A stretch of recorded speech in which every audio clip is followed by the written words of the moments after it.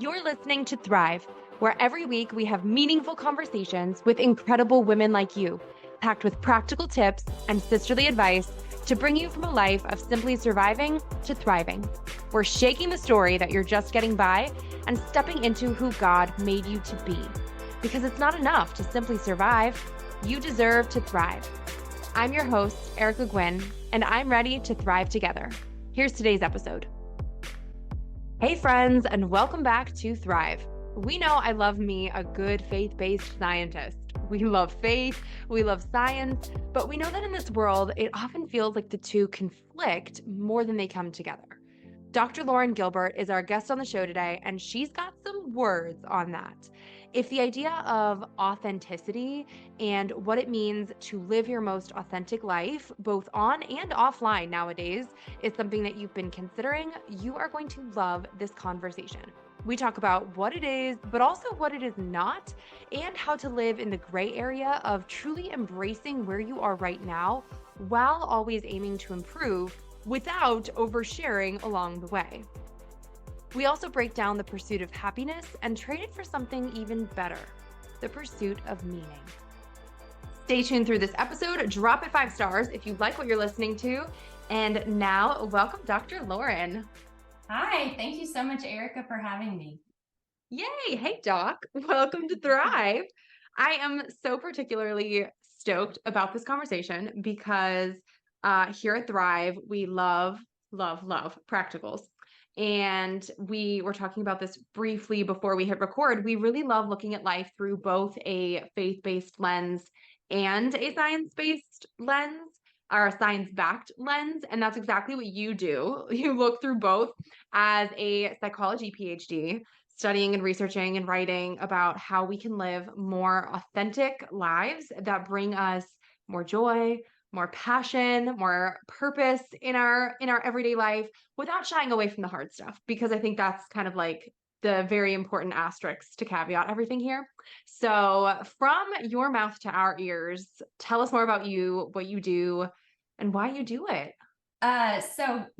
Great. I got my PhD in psychology following undergraduate, and I taught as an assistant professor in Nashville at a private liberal arts Christian college for 3 years. And then I decided I kind of felt pulled away from that for a little while, and I took some time off and I stayed home with my kids. And during that time, I felt like God was really leading me to kind of embrace this dual nature. I had spent the vast majority of childhood really focused on faith, and even considered kind of going to theological seminary or something at a certain point. And then I became very science dominant in my thinking. And as I took this time away from academia, I really felt pulled that, as humans, we really have this dualistic nature of our own beings. We have this compulsion to seek higher meaning, to seek God, to believe that we're all connected, to believe that, there is more to life. But then there's also the practical tools that psychology offers us about how to live a more meaningful life and how to handle challenges that come up and how to navigate hard relationships. And I really felt that kind of this interweaving of science and faith for me felt really healing. And so I started thinking and reading in these different domains and putting this together myself, because there's not actually been historically a lot of people who have tried to navigate both worlds. In fact, I think the church a lot of times feels very antagonistic about science. There's a lot of trepidation about, what do we embrace with science? And then you have a lot of science folks who are quite anti-religion. And so finding people that are willing to kind of have one foot here on earth and the science aspect of things, then also one foot in, the future of heaven and just in the religious aspect of our nature, there's just not many. So it's been challenging. It's been so exciting. I'm just taking it one day and one step at a time. For sure. And you're absolutely right. It's like, it feels like it's two separate worlds, and there's so little overlap that we see. It's like a Venn diagram that doesn't actually intersect. So if we are thinking of it as a Venn diagram though, especially since now so much of what you do is kind of finding that sacred middle ground, where do you think you've seen kind of the most intersection, or like where do you think there's the potential for the most intersection to maybe, whether that's like letting more faith-based people see, okay, here's where to kind of start with good science, good intersection of science, or vice versa, where where there's room for them both to kind of play together and both have truths. Yeah. Honestly, I think when we start thinking about a flourishing life, you really see them intersect with one another. Like if it is a Venn diagram, I see them, overlapping quite extensively, because actually Yeah. science says a lot of the same things that the Bible has always told us, about rest, about community, about gratitude. I mean, the more I dug into the Bible post graduate school and post academia, I actually began to see through now this new scientific lens that so much of what God asked of us, wasn't based in science back then. We didn't know the science that we do now, but all of those things are for us and for our betterment. And science has actually echoed so many things that God told us, forever ago. And so it's been really, really neat. To me, it's been very strengthening for my faith, because suddenly I see people who shouldn't have known. They wouldn't have known the science, but they shouldn't have known that these things were good for us. These were countercultural in the moment, but that now science has come back and said, there is legitimacy in gratitude. There's legitimacy in rest, in community, in prayer, and meditation. And so it's been so neat. And it's a really fun place to be, because every day I'm finding new things. Yeah. Not to put you on the spot, but do you have any specifics that you can think of off the top of your head that are maybe like from the Bible that are backed, or like the first couple ones that you remember finding or seeing where you were like, "Whoa, what a connection." Because I love the visual of that too, where you're like, "Okay, this story here talks about XYZ, and this is where in science it backed it up." And all of a sudden, it could have been like thousands of years later and a dot was connected, and it puts like two and two together for us. Yeah, so there's this really interesting article I started reading a couple of months ago, and I have to say I haven't gotten a chance to finish it. I've got two little kids and a full-time job, but one of my favorite passages from the Bible is perfect love cast out fear. And there's some really interesting psychology research that suggests that love and community and support and comfort can't really coexist with fear in our minds. So when we are loved fully, and we can't perfectly love one another because we're human, right? But when we are in community and we feel fully supported and we feel very seen and known and loved, it actually does decrease anxiety so significantly. In fact, I think one of the most overlooked factors that can actually improve anxiety and improve fear, that I wish as a culture we were talking about more, is actually kind of this antidote of community. And so the research has shown that when people are isolated or they don't feel seen, they can maybe be in a room filled with people, but they don't feel connected to those people, that fear and anxiety are so much higher. And so, the research article I was reading said that the way the brain processes love, it cannot process fear in the same in the same moment, in the same experience, because in reality love is this kind of antidote to fear. So that's one. Oh my gosh, there's everything. I mean, gratitude's another good one. I like to talk a lot about gratitude because I had a professor in graduate school who was not a Christian, but he would require that all of the graduate students, when they sent him an email, that they signed their name at the bottom and then they wrote 5 things that they were grateful for, because the research on gratitude is so astounding. When you are actually focused on looking for things that you are thankful for, you see more things to be thankful for. And so over time, your perspective shifts and you become happier, and gratitude actually begets for gratitude. So you become more thankful over time.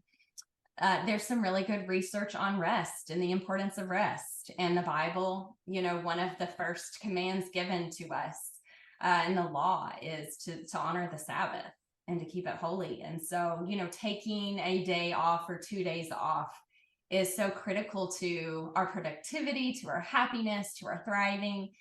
I mean, time and time again, I could go on for ages and I won't, but there are so many things that overlap that God has told us, that science is coming out now and saying, they won't say like, oh, God said this and he was right. But they're saying, yeah, gratitude's a big deal. And love is casting out fear. And, rest is so important. So.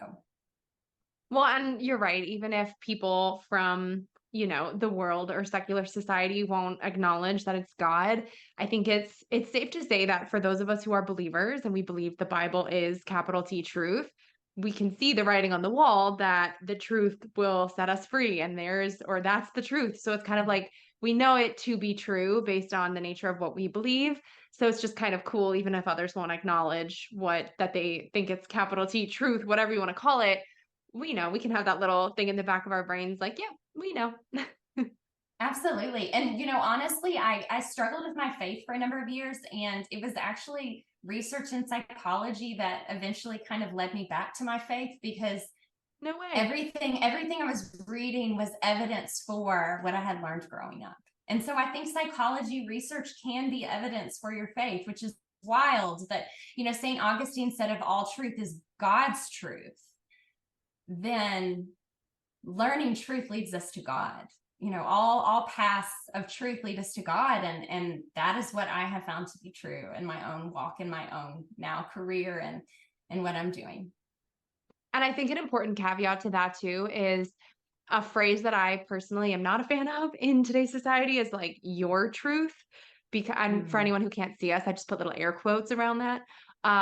Because I think that by its very nature implies that there are multiple things that are true that might be inherently at odds with one another. And by its very nature, that just is impossible. So I think it's important to acknowledge that, like, I think it's important to acknowledge, but also an act of humility when we're able to seek out capital T truth and be willing to be wrong and be willing to seek out something almost from that like scientific perspective. When you think about, I don't know, doing any sort of scientific experiment or like the scientific process and just being able to say, okay, if something is true here, what is it? And maybe I don't currently acknowledge it as being true, or maybe it's not right now true to me, but that doesn't mean that it is not at its very nature or at its very core, the truth. So I just think that's like Right. a little aside to throw in since that's such a hot topic in society today. No, and I love that. And one of the things that I love about science is that science is it's a self-correcting system. So we never get so confident in our certainty that we quit looking. And that, it's a very, I think, for most scientists, it's a very humbling process, because something that we believe to be true right now, we may find, especially in the behavioral sciences, isn't actually true when we look at it a different way in 2 years. And so I think it's really important that we acknowledge the process of growth and change and approximation of truth, because truth, capital T truth, it is a process to get there. And will we ever fully know it on this side of heaven? Probably not. But the process of moving in that direction and humbly seeking out what is true is also very thrilling, right? And it keeps us in the right state to remain humble. And it encourages me to be humble in my beliefs in kind of all domains. Like what I believe about the Bible today, is it fully true, or am I going to interpret that same passage differently in 3 years or even tomorrow? So. Yeah. Okay. So we know so much of what you do is helping others live authentically through both that scientific research and the Bible. So besides also kind of taking into account people's personal reflections, all of that jazz, can you kind of paint the picture of what this looks like in practice to live authentically? Because that's also kind of a buzzword that we hear all the time, like being authentic, and why you think it's so important to kind of combine all of the above, the science, the Bible, people's personal beliefs, all of that, to kind of have that one step closer to this is my truest, best, authentic self? So authenticity is definitely a buzzword, right? And coming into this sphere is a tricky one because we don't actually have a good definition for authenticity when we throw it around in our culture. Psychology's done some research on it, and we've got some good, relatively good definitions on it. And so when I think about authenticity through a scientific framework, I think about acknowledging kind of where we are in the current moment. So acknowledging strengths and weaknesses, and not just knowing thyself. So know thyself is one thing, but taking responsibility for ourselves, which is really key. I think culture tends to throw around like know thyself, but we forget the be responsible for thyself aspect. So taking responsibility for ourselves and then acknowledging that where we are today doesn't have to be where we are 2 weeks from now or 2 years from now. And so, and I think that that's the message of the Bible, right? I mean, we can't fully take on grace and grow in our sanctification if we are so out of touch with the sinner that we are and the struggles that we have. Psychology says that you can't grow as a person if you don't have self-awareness to who you are now, which is one of the reasons why we encourage people to go to therapy. Because for one thing, you have this more objective observer who can help you gain self-awareness, because with self-awareness, compassionate self-awareness and curiosity comes growth and transformation. And so, and I think that that's really the message of the Bible. Like Jesus died for us and we say, our sins are forgiven, but Paul says, you don't have to stay there. You need to try to improve, to grow, to become sanctified, acknowledge who you are, and then lean into God and be transformed in that space and become different. So, authenticity is this sense of it's you're kind of straddling the line of contentment with where you are, like acceptance of where you are, but an acknowledgement that you still have growing to do. And so when I think about authenticity, this can be in almost any domain. So you can think about authentic emotional expression or emotional experience, rather. So acknowledging how you feel in the moment. It can be authentically accepting your needs in any moment. So I think as moms, for instance, this is really challenging, right? I mean, I have gone, since my oldest was born, I have missed more meals. I have missed more of my own bathroom breaks. I have missed more hours of sleep, and so I think it's important though to actually acknowledge what it is that we need and try to fill those needs. We have hunger cues for reasons and thirst cues for a reason. And, we feel sleepy for a reason because God designed us to require food and to require water and to require rest. And so authenticity is listening to your needs and responding accordingly. Authenticity is accepting your failures and your mistakes. But I also think it's accepting your strengths and the things you do well, because when you can authentically identify the giftings that you have from God, then you can lean into those and you can say, God gave me this as a gift to the world, as my job here on earth. And I can use this to help people, but we have to actually authentically accept what our gifts are. And maybe in this case, even our passions and our callings, we have to be able to do that as well. And so, authenticity is sometimes, saying no. It has to do with boundaries, and boundaries is another buzzword, but acknowledging that sometimes we give to others and then sometimes we say no because we need to give to ourselves, or we need to give that time to God. Just like Jesus sometimes told the crowds that he was done, he was like, okay, that's enough. And he goes off into the wilderness to pray, or he falls asleep on a ship. We have to, authenticity requires that we know when when our needs need to be met and when, we need to call it quits for a little while and rest. Yes, I love that you called that out. That authenticity is also accepting authentically your gifts from God, because I feel like with it being such a buzzword, it often has the opposite connotation where it's presented as, okay, if you're being authentic, that means everybody is seeing your dirty laundry, so to speak, and it means like it's all the bad stuff. It's like it implies that we're like throwing all of our stuff in a closet, and authenticity is like opening up your shame room or like opening up your closet and being like, here's all my junk. Yes. So I love that it's also that you call out, it's like, no, it's also being not necessarily in a prideful way, but it's like you said, it's accepting the gifts that God has given you for what they are, and then it's using them for his glory. And that is authentic, and God wants us to do that. Like, he gave you a gift for a reason. He wants you to use it. If he just gave it to you and you left it unwrapped sitting under your Christmas tree, you'd be the jerk.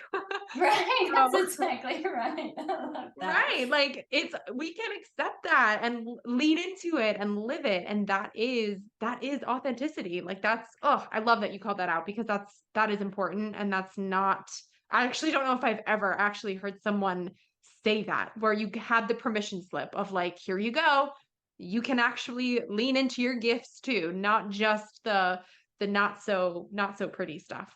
Yeah, I think the church seems to, I don't know, as a culture, church culture tends to think that leaning into your giftings or acknowledging your giftings is inherently prideful or sinful.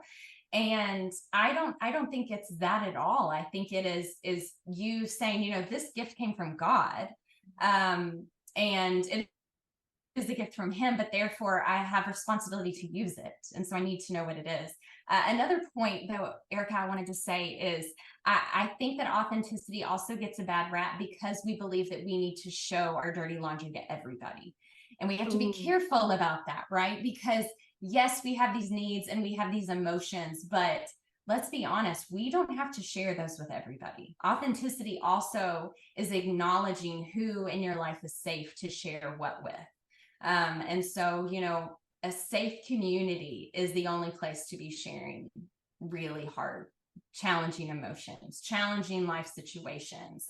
It's not just walking down the street and being like, when somebody asks how you are, like unloading on them, right? That's not authenticity. But I do think that sometimes, TikTok culture or Instagram culture makes it sound like, you show up and you walk in every room and you say, here I am, accept me for who I am. Here's my authentic expression. But authenticity requires discernment and determining who the people and in what situations are required. So if I walk into, if I go home or I meet a colleague at work, because I forgot to mention I'm a lecturing professor. But if I meet a colleague at work and I've been having a really bad day, and I say, how are you? And I'm really waiting for them to ask me how I am so that I can kind of unload something that I'm really struggling with. But then I see that they are having a hard time. Sometimes authentic expression is not after they've told me that they've had a really, really bad morning. Maybe they got in a car accident on the way to work or something. I don't then unload on them all of my stuff. Sometimes it's stepping back and saying, the right time for this is not right now. Maybe that's the right person, but this may not be the right time. So we do have to balance. There's still a sense in which we have to balance social obligation, and we have to balance what's socially appropriate. And there are places to be more authentic and situations to be more authentic in than others. For sure. For sure. I'm curious your thoughts on this, because I kind of have always hated the phrase fake it till you make it, because I think it implies there are like pieces of ourselves that should be ignored or maybe hidden or even like twisted in some way to get where we want to go. And I just can't shake the feeling that at its core, it does us and really others a huge disservice, because A, it doesn't necessarily address those pieces. And B, it implies that those pieces are inherently a hindrance in getting to where we want to go.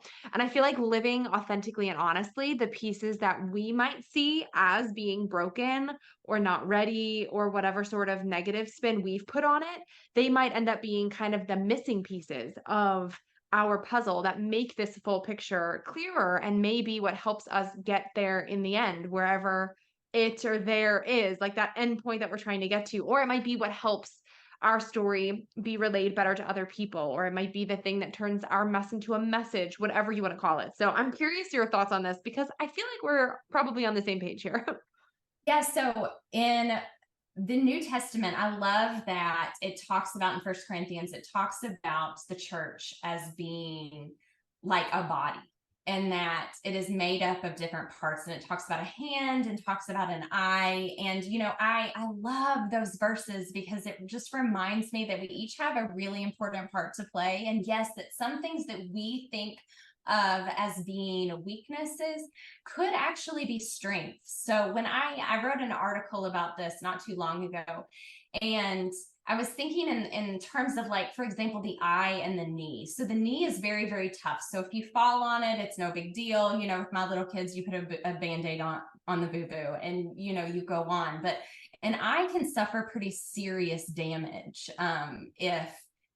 if it is hit in any way. But what's interesting is one of the reasons that the eye is so fragile is so that it can fulfill its role as the eye. The eye wouldn't be able to see with the organs that are required and the lens that is required and the way that our vision system is set up. You cannot have the eye be as tough of a body part as a knee and still fulfill its function. And so, one thing I talk to my students about, there's a kind of a personality type now that we've been talking about lately in psychology, and they're called highly sensitive people. And these may be people who I would consider myself a highly sensitive person. They experience emotions more strongly than others. They're more empathetic. Even the feeling of clothing on their skin, sometimes they're more sensitive than others. Sights and sounds, maybe they get overstimulated by the end of the day.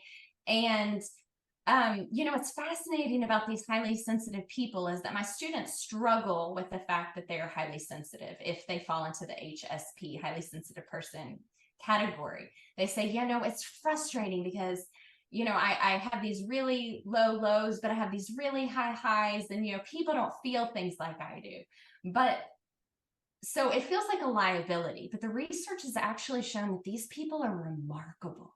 These people are often more creative. These people are often more compassionate. These people are the people that turn into being therapists, or they're brilliantly creative CEOs, or they're artists. And their highly sensitive nature is, another buzzword that's said is the superpower, but it actually is a superpower. Researchers will refer to this type as orchids because it takes a little bit more to help them grow and thrive. More perfect proportions of water and sunlight, but they are just so brilliant when they bloom. And those aspects of them are not liabilities. They're actually something that we all benefit from. And so, I love coming in and saying, like, no, if you're highly sensitive, that's amazing. Here's all the things you're really good at. And here's why we need that aspect of you. And so, yes, I think that those things that feel broken and they feel like liabilities a lot of times can actually serve really important functions. Now, that is not to say that there's not room for improvement, right? If there's something that we feel called to, we can acknowledge where we are.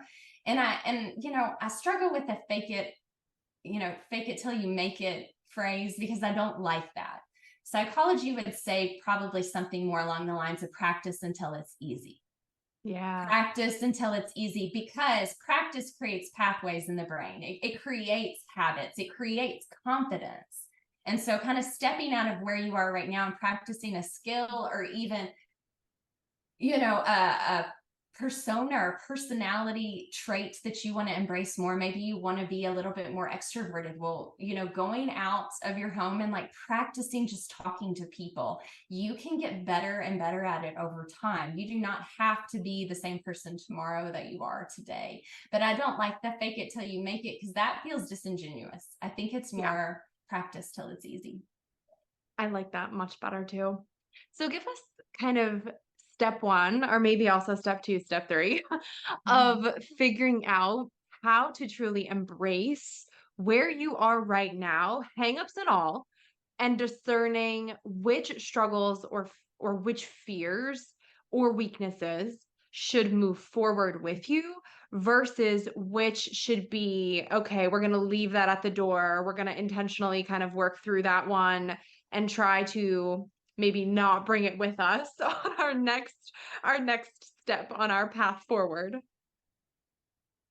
Wow. Yeah, that's a great question, Erica. It really depends on the person. I think there's a sense in which we have to have a little bit more self-awareness. So self-awareness is often kind of that first step.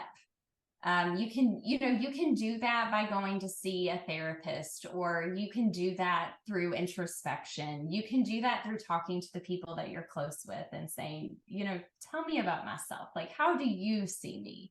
And kind of getting an outsider's perspective.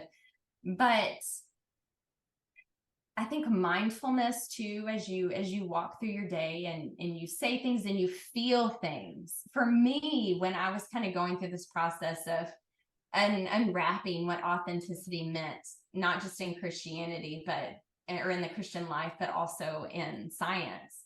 I thought of, just this small exercise of even just acknowledging when I'm hungry, like noticing when I'm thirsty, and noticing those cues, and then being motivated by those cues to take care of ourselves. And that's like actually like if there's a step one, that's like step 0.25, right? Is we in 2023 are so divorced from the things that we actually need and the things that we actually feel, that we struggle to actually feel those hunger cues or hear that voice in our head that says, this is what you need. Like, I need rest, or I need to go get away from people for an hour and be calm and quiet. We can't even hear those. So I think the actual first step is learning to listen and hear the things that we need. And that feels like a big task. But when you start small and you start by listening just to the very small, most basic needs that you have, you are practicing the act of listening to yourself and trusting and believing yourself and making decisions with the messages that you are getting. And so again, what do I really need right now is a good practice. And for most of us, that's really hard. It sounds simple, but it's so hard. And so that's a really good first step, is this sense of self-awareness. So the second step, I think, would be getting aligned with your values, or getting straight with what your values are. And that can be a little bit challenging for a lot of us. One of the things that I think is helpful when figuring out your personal values, because living a life that's authentic requires living by the values that you hold for yourself. One of the ways that I think we can do this is by noticing the times that boundaries have been crossed. So times we get really irritated with people, or times we find ourselves getting really frustrated or really sad. In those moments, in that reaction, and this goes back to authenticity, acknowledging and remaining curious about our reaction or our feelings in any one moment. Saying, why am I feeling like this? Like, where is it coming from? And when we're able to take a small moment and break it down, a lot of times it will show an area in which a value has been crossed, a line has been crossed. And that can kind of help us get a better sense of what our values are. Okay, so let me give you an example of this. So if I ask my daughters to get ready for bed, and then they just take off in all directions, and they're hiding in closets, or they're climbing over things, or they're like getting toys out, and I find myself getting really, really intensely frustrated about it. If I, in that moment, pause, which I do literally every single night, and I say, why is this bothering me so much? It comes back to one of the things that we value in our home is rest and sleep. And we recognize how important sleep is in health and well-being. And so in that case, a boundary has been crossed because I have laid out rules because I'm trying to get people in bed and they haven't done it. And a boundary has been crossed. I've gotten frustrated. I've noticed that I'm frustrated, and it leads me back to the value. And the value is I prioritize rest in my life and in my family's lives. And so that's another really good kind of foundational step to getting us, to moving us into a life of authenticity. I would say another one is just non-judgment and curiosity with whatever comes up through self-awareness, this practice of self-awareness, noticing our needs, and then step two, getting aligned with our values, getting straight our values. Approaching the things that come up with curiosity and not shame and judgment. And that's another thing that I found about the Bible that was, so healing to me during this period of time when I wasn't in academia. It was that I had been reading a lot on shame. And I realized in psychology, shame is actually not a helpful tool in garnering transformation and change. It actually just keeps people stuck. It makes them small. They feel like there is something innately wrong with them. And so therefore they cannot grow. They cannot change. And I started to think back to the Bible and Jesus, and I realized that shame was never a part of the way he approached his interactions with people. He approached people always with respect and with love and compassion. And, psychology shows that those are actually the ingredients that lead to transformation and to healing and to hope and change. And so, sitting with whatever comes up through our process of self-awareness and our process of, recognizing boundaries and values and approaching that with non-judgment. Because identifying it is the first step to then changing it if it's something that we aren't pleased with. But, meeting ourselves with compassion the way we tend to meet others with compassion. And so I think that that's actually a critical ingredient through the whole process is self-compassion and curiosity, because those are kind of the opposite of shame. Yeah. No, you're right. I mean, I think we attach a connotation to it, sometimes just immediately and subconsciously and without even realizing we're doing it. It's like it's so difficult for us to just objectively make a statement about ourselves or notice something. And I almost feel like it helps to kind of think of it as noticing from a third party perspective. If you're able to kind of zoom out and take more of a bird's eye view on your own life, and almost like talking in third person, I feel like probably helps.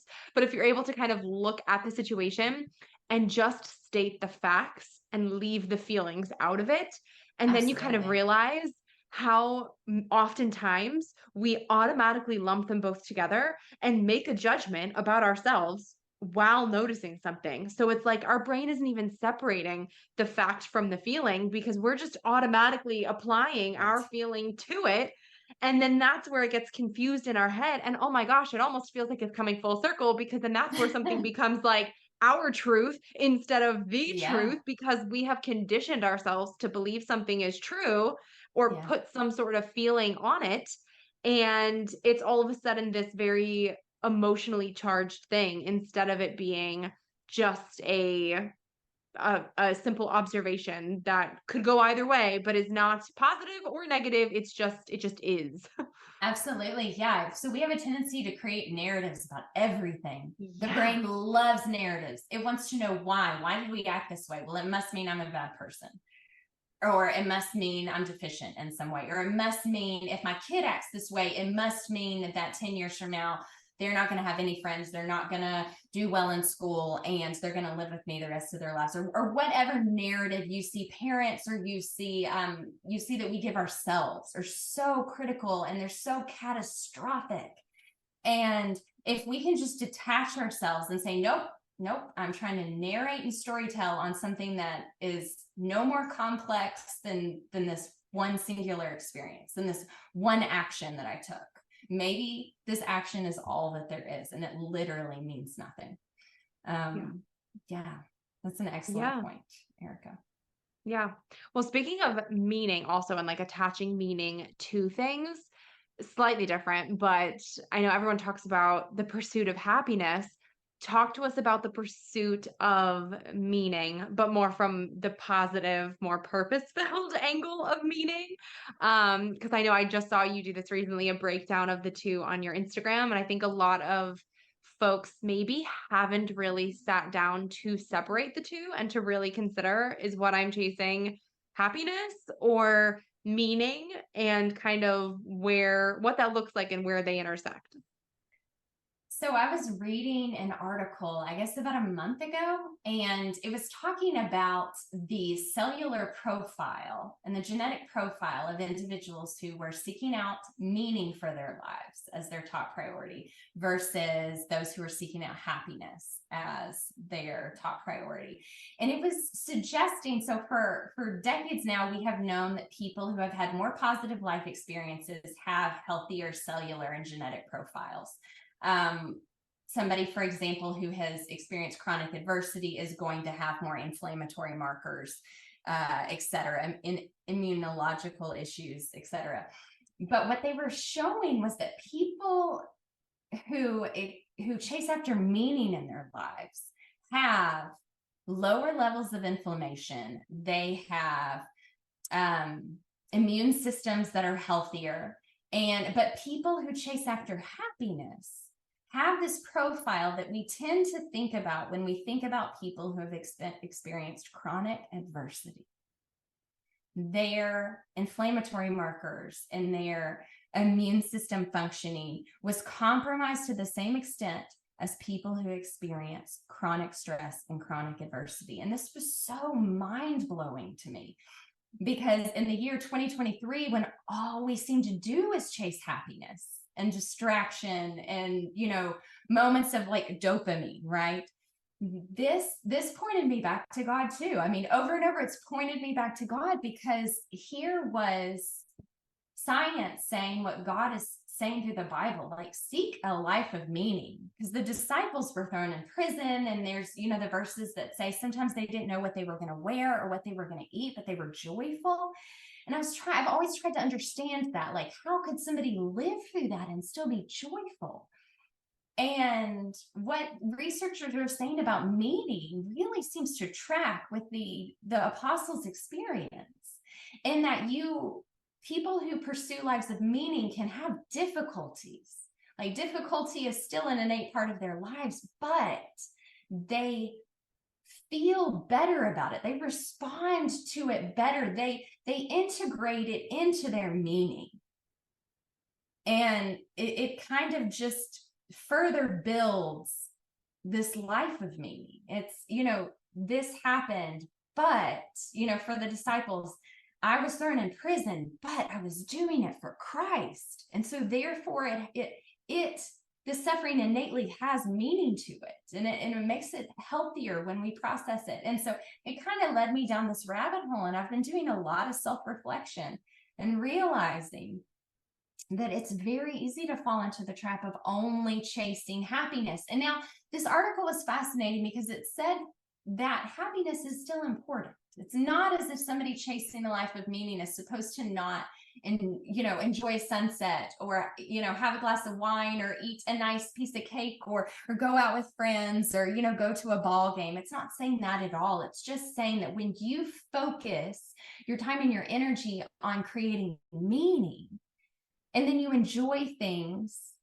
in the interim, like in the in your everyday lives, kind of on the way of pursuing meaning, then that's really the ultimate happiness. It's the ultimate health physically.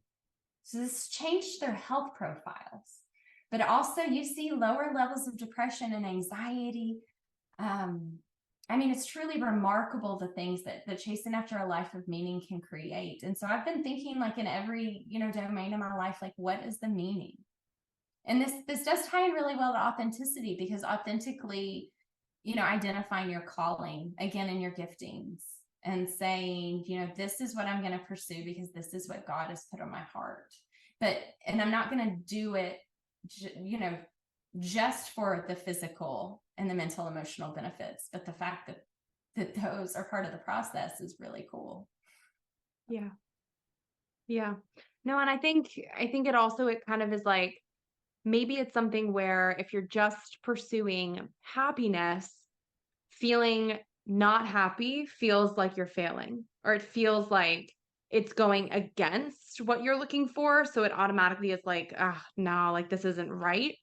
But if you're looking for meaning, or you're pursuing meaning on this bigger scale, it's almost like you're trying to it's a challenge. Like you're trying to find, okay, where is the good in this?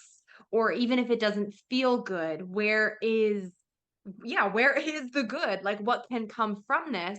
So it doesn't necessarily feel like it is directly contradictory to what we are looking for. It almost feels like it adds to it. And it's like another thing to color the greater picture of our lives for good, because we're like, okay, I trust Romans 8:28. And you're like, I know that there's something good to be found here. And now it's up to me to find it. Or it's up to me. Maybe we won't be able to find it ourselves, but it's up to me to know and accept that something good could come from this. And it might not be immediate and it might not be obvious, but it's there. So it won't necessarily feel like going to a spa or going to Disney World, or like it's not going to feel great right away, but there's just more purpose in that. And if we lean into that, I think it helps us not feel like the world is out to get us, or like everything is horrible. It kind of is like, okay, we know that bad things happen to everybody. No one's immune from it. And if we believe that as true, and we believe that everything is worked together for good in some way, shape, or form, okay, there's two truths. Now we can move forward and be like, okay, I can live my life knowing that it's not all going to be pretty and fun and happy go lucky, but there will be still positives in the picture along the way, even when the path is hard. And it just makes it easier. And it doesn't, I don't know, it's easier to move forward with, not necessarily like easier in the hard moments in the middle of them, but right. No, absolutely. It's a stepping stone on the path to becoming, right? Yeah. Sometimes the hard is an important piece of becoming who we are going to be. But I have to say, like, when you're in the thick of it, right? Just like you said, when you're in the thick of it, and I want to make a note, especially for people who are going through something traumatic. I do not want to belittle that experience, right? Yeah. Because giving meaning to trauma can help people heal, but it doesn't take away the challenge and the suffering in the present moment. But I have a friend who's a therapist, and she says that meaning making is a key component of her therapy when she helps people recover from trauma. And so, I think it's really important. The research shows that it's just like you said, people who chase happiness are forever running away from the hard stuff. Even the little day-to-day things that are bothersome, they're running away from it because they're running towards happiness. But people who are creating a life of meaning can recognize that, sometimes the unpleasant things actually help us become who God wants us to be. To create a more fulfilling and authentic life. And I feel like it's probably important to add to, kind of going off of what you just said, even for those of us, like I myself am a big meaning maker. Like anytime I've had a therapist or mentor or anyone, they always have to kind of catch me on that, because sometimes I think we try to place meaning on some things that maybe don't necessarily have meaning. We try to put things together that are super traumatic or truly make no sense.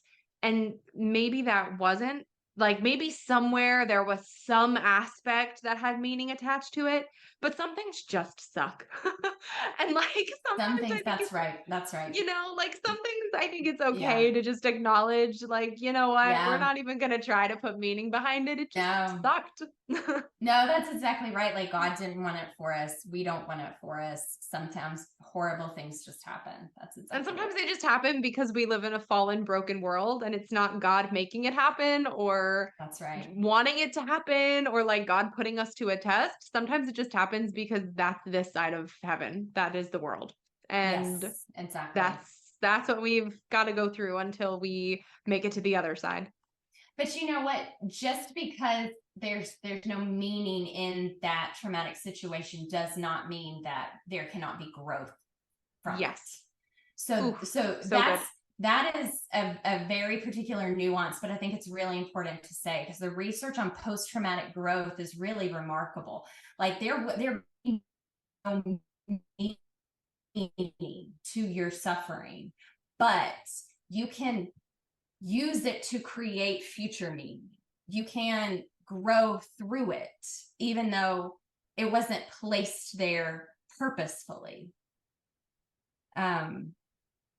You can use it to be, a happier, more grateful, more gracious, more resilient and courageous person on the other side.